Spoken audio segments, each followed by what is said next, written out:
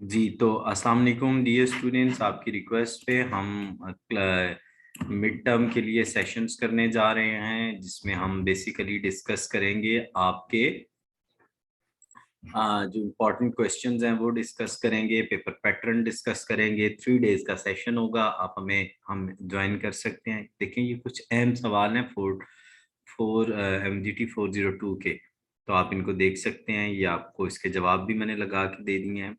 तो आप अगर वो सेशन करना चाह रहे हैं ज्वाइन, तो आप हमें व्हाट्सएप करें। ज़रूर आपको हम इंशाल्लाह राब्ता करेंगे और मैक्सिमम कोशिश करेंगे कि आपको हम एंटरटेन करें और आपके लिए जितनी हम आसानी कर सकें वो करें। ये मैंने को 20, 25, 30 सवाल यहाँ पर भी डाल दिए हैं, आप इनको देख सकते हैं। और इसके अलावा MGT 201 और MGT 101 और ACC 501 और मैथ 302, इसके भी सेशंस हम स्टार्ट कर रहे हैं।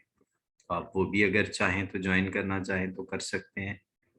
तो ये हैं जी फिलहाल हमारे पास MGT 402।